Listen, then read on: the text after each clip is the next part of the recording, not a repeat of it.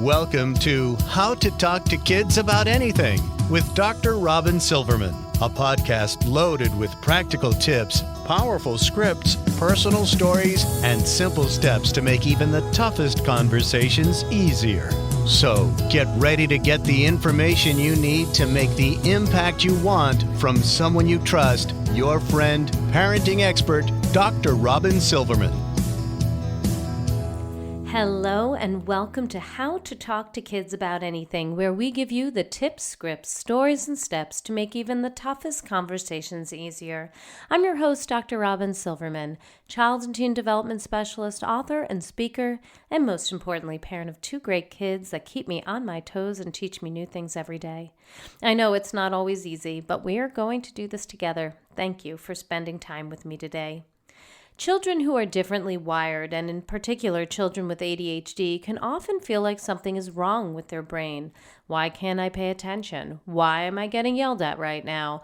While there are some clear challenges that children with ADHD face in school and in some everyday activities, there are also many strengths that come with having ADHD. During this podcast, we'll talk about how we can better understand the challenges and strengths of having ADHD and how we can talk to children about their brain. We'll also talk about some tips and some great scripting that will allow us to best parent children with ADHD and teach children with ADHD so that they can thrive and we all can have some more success. Our guest of honor is a dear, dear friend of mine, an outstanding resource to parents, teachers, and coaches. Dr. Dehra Harris is a physician and a teacher, which, as she said to me in her trademark humor, which I adore, means this bio could easily turn into a boring list of places she graduated or articles she's written. But what you really need to know about her is that she has a passion for helping people understand how their brain interacts with the world around them and how they can live happier lives as a result. People who work with her appreciate that she can really listen and understand who they are and still be willing to ask insightful, even tough questions when that's what they really need to be able to move forward. She brings a translator mindset to the podcast, helping to cut through all the noise to what's real and helpful about the experiences we all have as parents and teachers. Also, she greatly enjoys kitchen dancing with her children to hip hop because that's important too. She's a regular contributor on St. Louis Children's Hospital's Mom Docs YouTube channel, and I will have a link in the show notes on my website. She is so good at what she does. You are going to love her. She was actually the Teacher of the Year at Washington University's medical school this past year because she's awesome. I know you're going to see why in a moment. So now is the time, your time.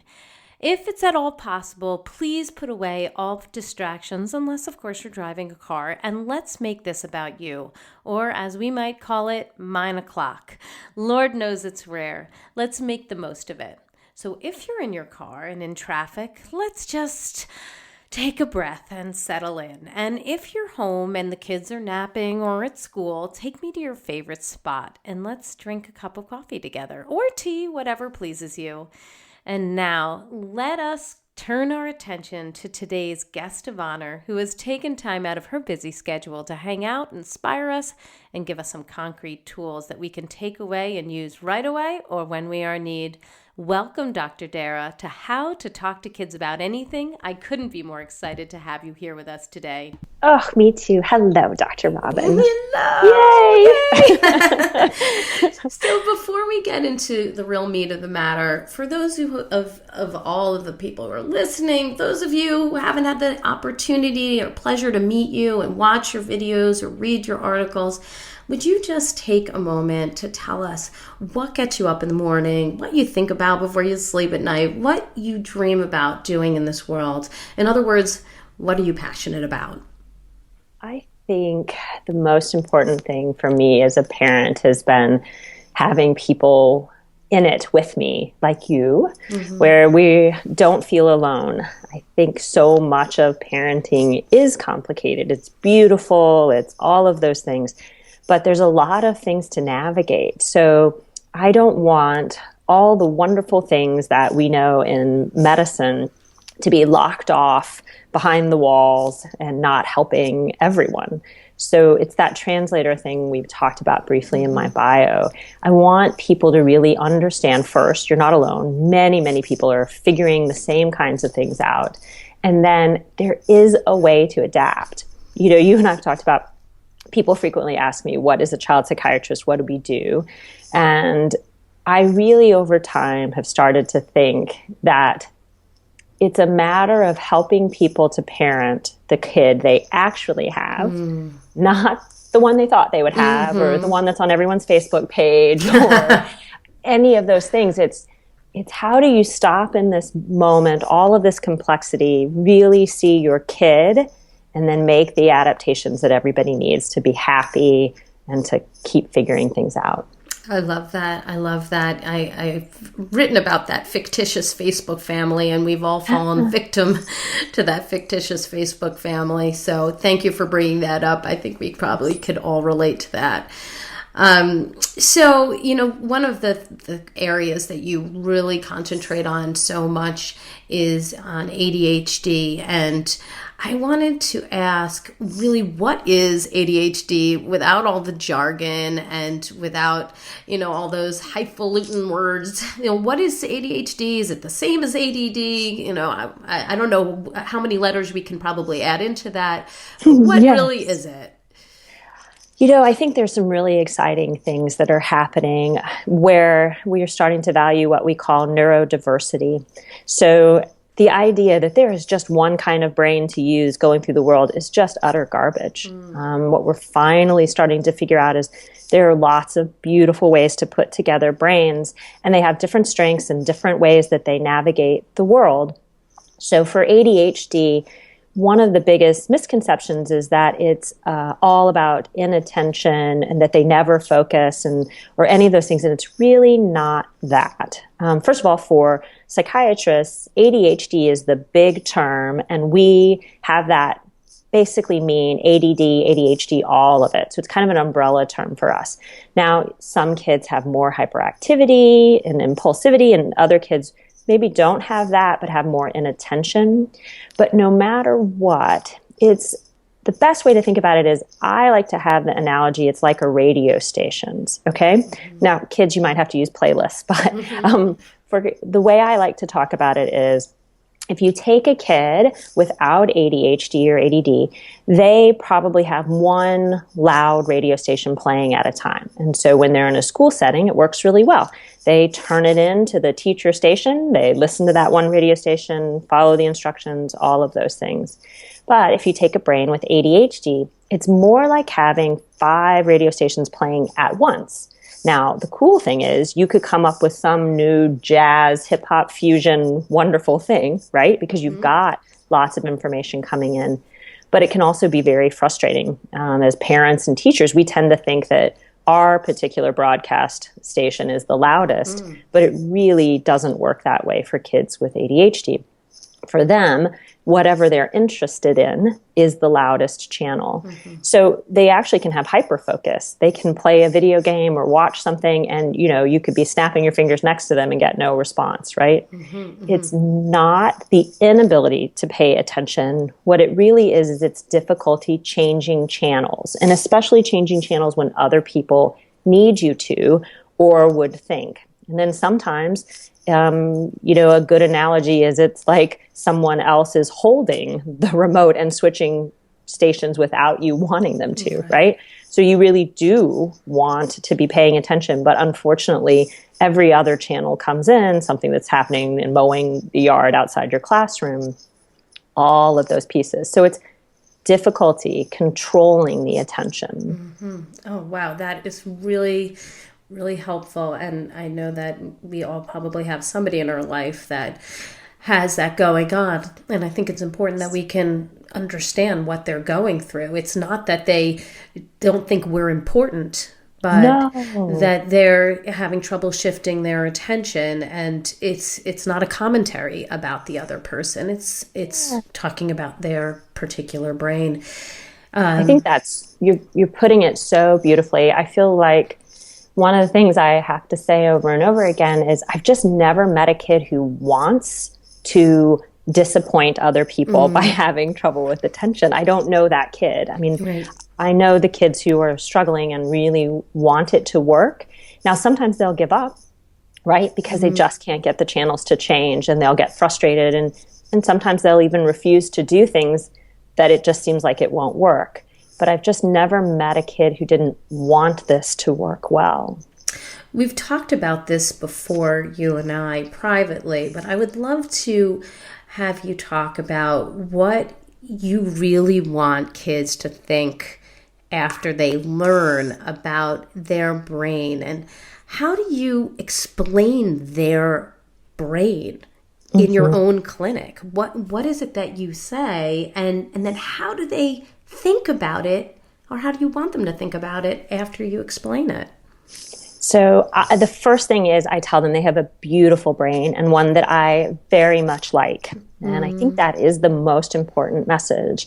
I don't use language about something being wrong with it. Instead, my favorite analogy is I tell them that they have an explorer brain. I frequently get questions about why are we diagnosing ADHD now, and all the overdiagnosis questions. And I think that's really a separate discussion, except that for a lot of kids, if they had this brain type at a time where they had lots of free exploration. And so even sometimes you'll see this, that a kid who's really struggling in school will get to a summer camp and will just light up. I tell them it's really the explorer brain. So they are so good at seeing patterns, or they're the one that always finds the turtle, or right? It's this amazing information-seeking brain. And that the hard part for them is going to be when they're told they need to sit down in one place and do one thing at a time. So when they're in situations where ideas can collide, they can listen to the bird sounds and then look for the next thing, their brain is going to be lit up and so happy. And then it's more a matter of how do we help this brain for the times when it really does need to focus, and that we can help that with a lot of different techniques. But that the problem is nothing to do with having a bad or damaged brain. It's just a different way of going through the world.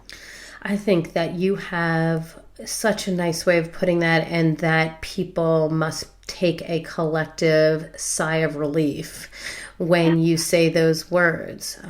How many times do we hear? Right? It says, how many times do we hear that there's something wrong with a child because they are not able to sit still as well as somebody else in the class, or they're looking for the snake in the grass when they're supposed to be doing the organized activity. And I love that you're putting it that, that this explorer's brain, I see that so much in my own son, that he has an explorer's brain, and I appreciate that so much about him. He's the one who can find anything when it's lost. Find the turtle kid. Oh my gosh. I mean, he's amazing with that, and he, amazing at puzzles. And I think that it's because of that explorer's brain. And I so appreciate the way that you put that. I imagine that the kids who are listening to you explain that to them must find such a friend in you.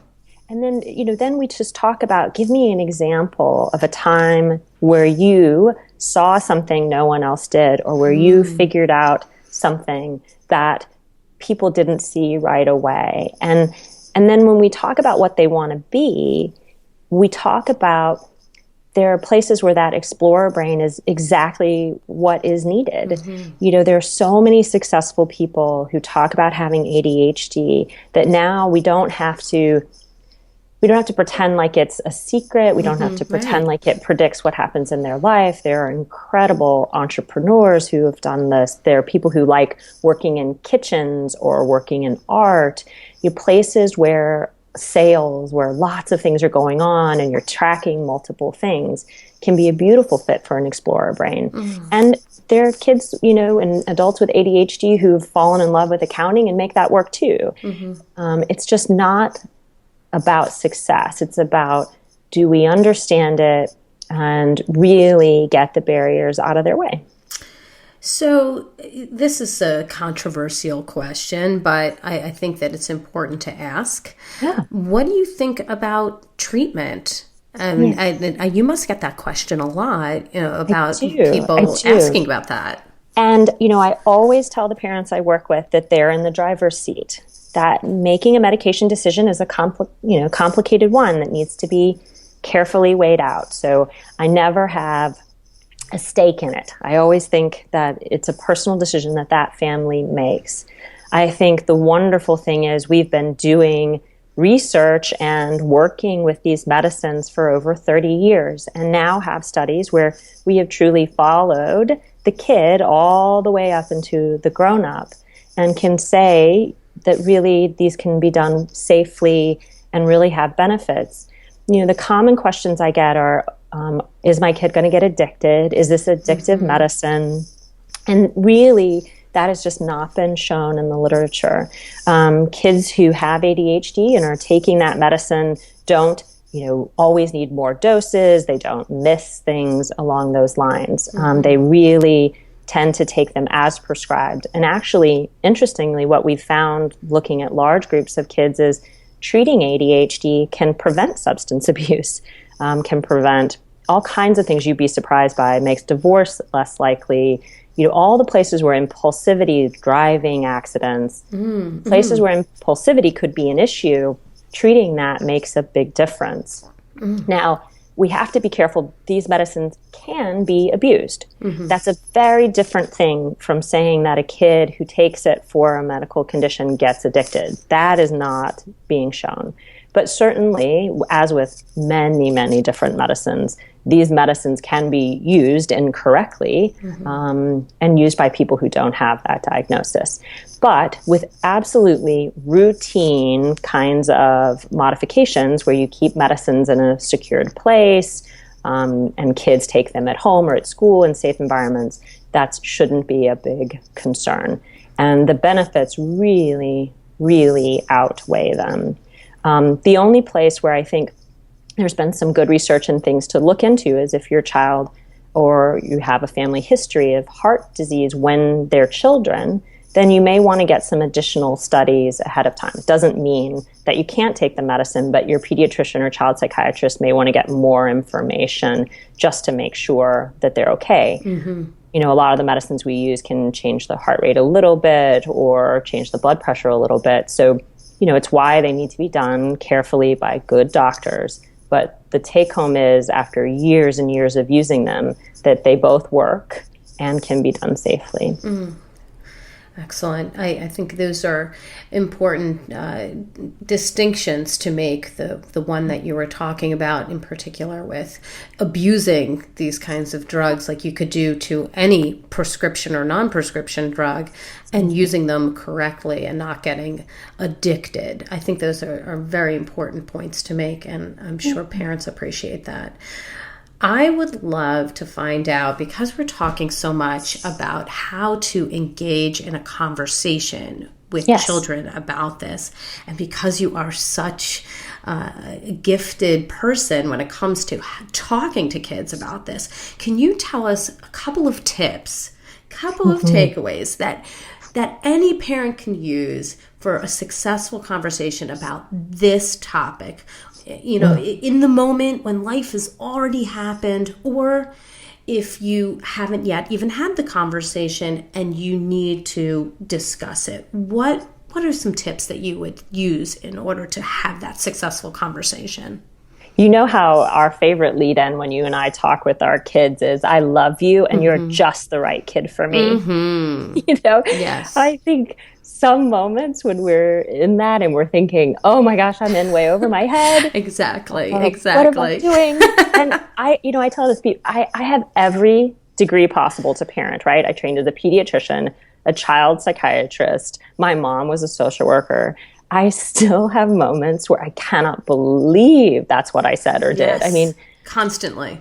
Oh, it is the most humbling experience of all. Sure is. Yeah, we can go back and give refunds to everyone we gave advice to, right? Before you were. I was like, I need to just not talk some days.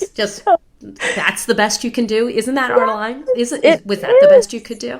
Apparently in the moment it was. It really, and so, I think part of why I'm such a big fan of this project that you're doing is because you are bringing that beautiful kind of honesty and then the practical pieces. So, first off, the tip I have is this is hard. Be kind to yourself. Yes. You're figuring it out as you go. No, just a kindness moment for yourself as a parent. And then I actually do start a lot of these conversations off with that I love you and you're just the right kid for me. Because one of the things that you and I really agree on is that any conversation actually is a listening task first, right? Yes, it is. It's hard. And it is. And, and it's sweet because as parents, we're like, I got to get this right. I got to say the right words. Yes. I got to do that. Yes. And then the reality is, both. You're not going to. Right. But also that the most important piece is to take cues from your kid. So when you start it, take a good look. Are they in the place to have the conversation, right? So, reasonably well-fed and not exhausted and, having a moment where they can talk.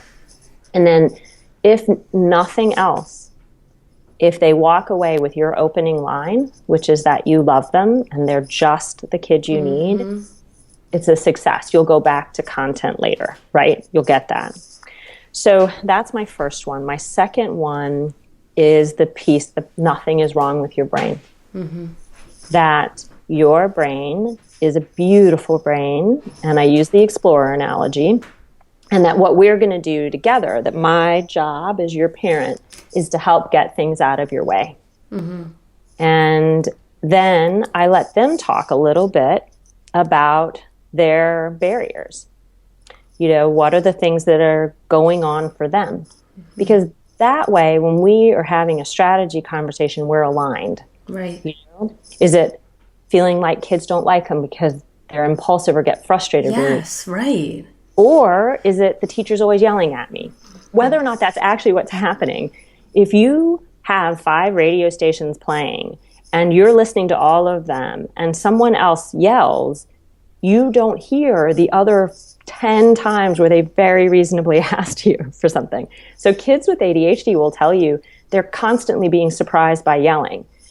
Parents and teachers say, I said it 10 times. Yeah, right. Sure. But it's okay, you did. You just said it on the wrong radio station. Right. They weren't tuned into that one. They weren't tuned in. So they're not being deliberate and willful about it. It's really that you weren't the loudest one. So if we're going to say, I love you, you're the right kid for me, nothing wrong with your brain, my job is to get barriers out of your way, what are they? Right. Then you start off with alignment for all the different times that you are going to sort through the next steps when you're going to talk to them about medicine or talk to them about changing their school environment. You're coming in with that. And then the last tip is after you've gone through barriers, talk about the ways that their brain works better or more creatively. So find that thing that your kid loves to do, like finding the turtles on every walk or any of those explorer things, and help them to connect that to that beautiful brain too. So yeah, sometimes your brain is frustrating, but it's also beautiful, and here are the things that I'm going to promote for you. Oh, I love that. I love that. I'm sure that kids are constantly hearing, what they're doing wrong. And I think it's great to make sure you're incorporating what they're doing right and how uniquely they're doing things right because of their brain, right? Because of it, and not in spite of it, right? Right. And the compliment, the more specific it is, the more meaningful, which I think we know as grown-ups too.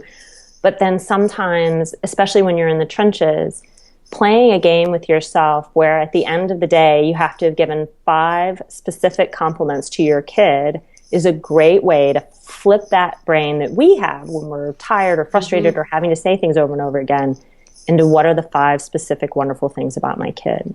Right. I feel like I've seen on Pinterest and going across the internet lately that there was a great activity for Valentine's Day where you could put on the child's door all the things that you love about them, something different each day. And actually, we've been doing it.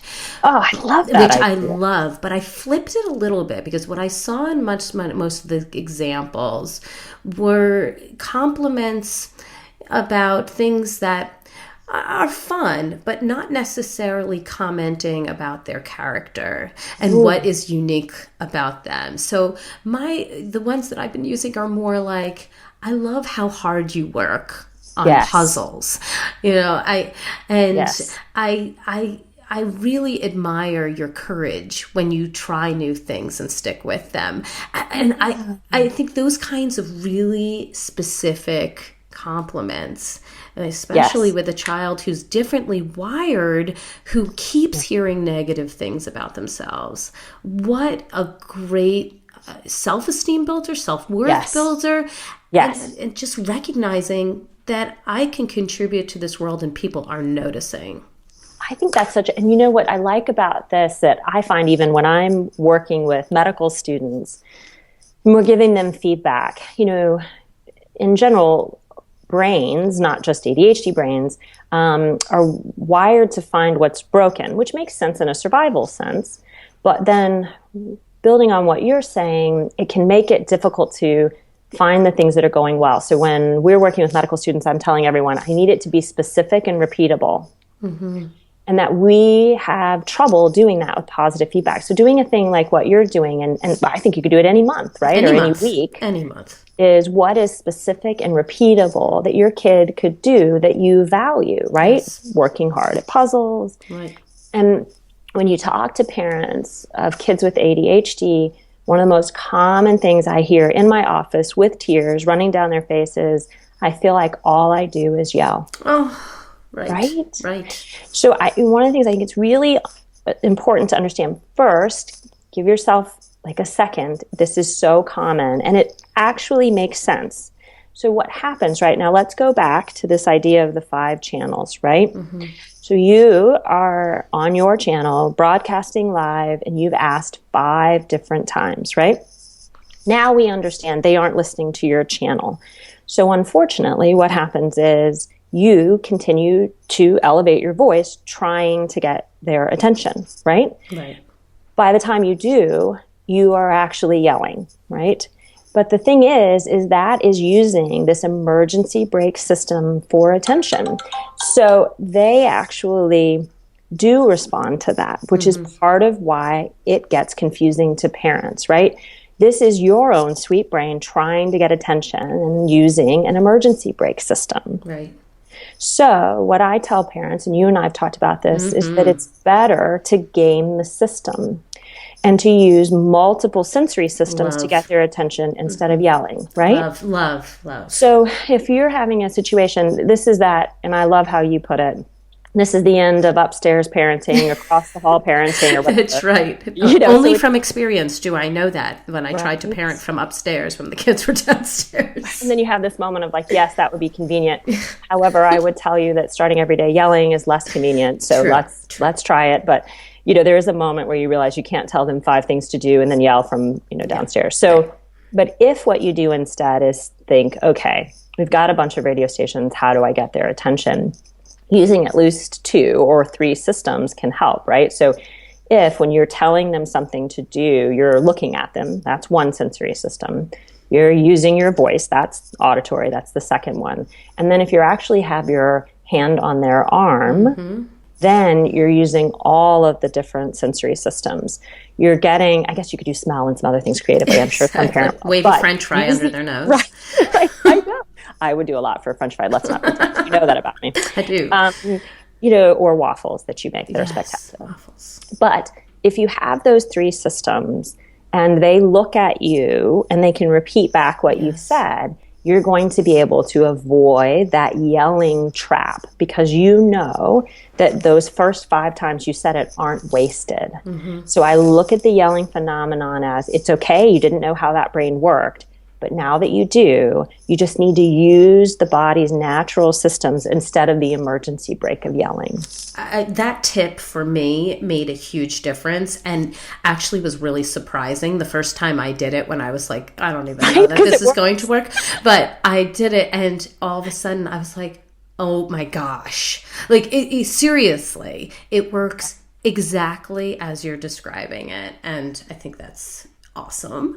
Now that you've told us, I mean, you've already given us a bunch of tips. You've given us the scripting about you have an incredible brain and I love you the way you are and you're the perfect kid for me and here's what's going on.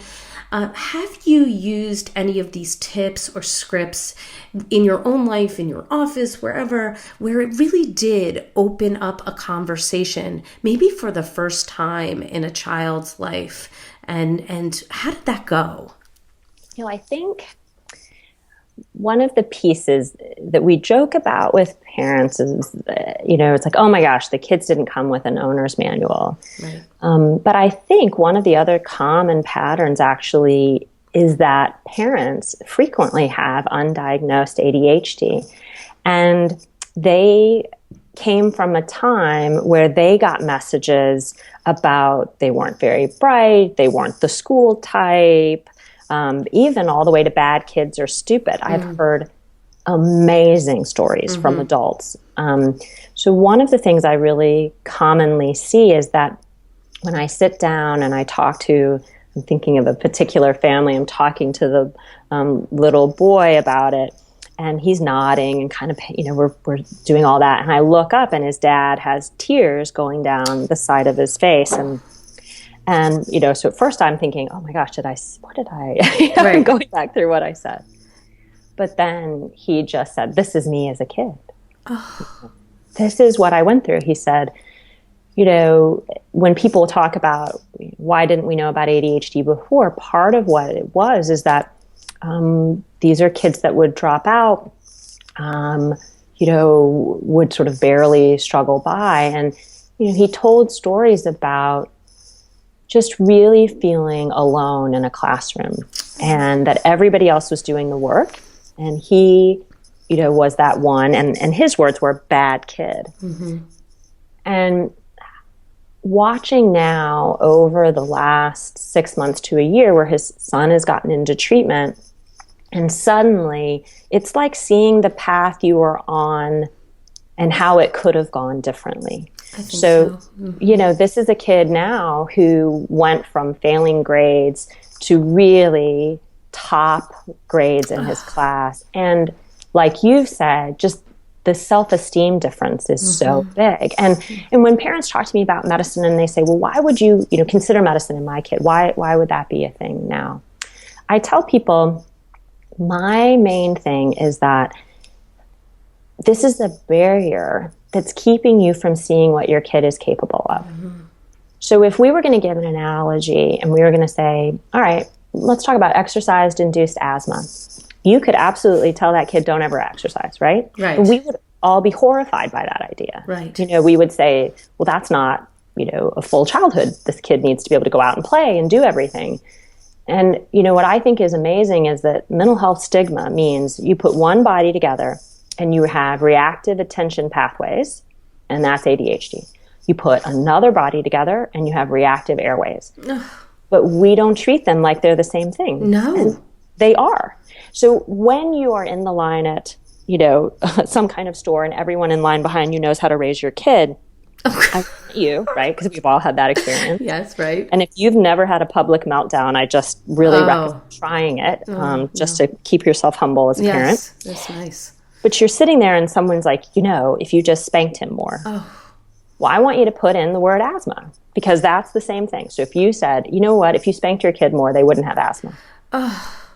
Well, this is very freeing for so many people. Right? I mean, well, really. If you were a better parent, they wouldn't have asthma. Right. If you set more limits, if you didn't ever let them watch TV, these are just... Because it's not their fault. It isn't. This is their brain. Absolutely. It's just their brain. And that stigma is an absolute waste, a cruel waste of time. These are just different parts of the body that are reactive. I think people are tearing up right now. I really do. I do, because I think this is probably one of the first times they're really hearing this. And I love that analogy that you put between, reactive airway or diabetes or whatever we've talked about in the past, and just sub in ADHD. And what if we just did that and people would understand this is is part of who they are. It is not a decision about behavior. And it's not a parenting failure either, it's not right? No. And I do remember one time I had two opposing experiences. One where I had a man sitting behind me when my son was having a little bit of a meltdown in a restaurant, and he turned around and he said, I did not come to this restaurant to hear you discipline your child, and and he had a lot to say about how I wasn't on him enough or doing the right thing. But I did have an opposing experience, and I want to underscore this just because it's so important. If you have the opportunity to do this for another parent, please do this. Yes. Where this woman came up to me, she's probably in her 80s, when my daughter was having a meltdown, and I had taken her out and brought her back into the restaurant, and she said, "Dear, I just want you to know you are doing a wonderful job and you are an amazing mother." I cried right there on the spot. Of course. So if we can do that for parents, as you're doing right now, for the people who are listening. To be a community for each other. And just assume you don't know the rest of the story. I think that's the best way to go into anyone's, world and see them in a moment of parenting struggle, is just automatically assume you don't know the rest of the story. And then what can you do to be supportive? Oh, thank you. I think that's a wonderful takeaway. And speaking of takeaways. Yes. And speaking of takeaways, if you had one piece of advice, one tip, one absolutely crucial takeaway that you would want somebody to take away from this podcast, about this topic, if there was nothing else, what would that be? That this is just the right brain for them and just the right kid for you. And that getting a diagnosis like this is just the beginning of figuring out how to get things out of their way. And that you can do that well with a good community, with a pediatrician, a child psychiatrist, with wonderful educational specialists. But this is something that, all right, this is what we've got, and we are going to figure out the ways where you end up with the life you want. And as your parent, I'm on board. I'm going to figure it out with you and support and advocate for you.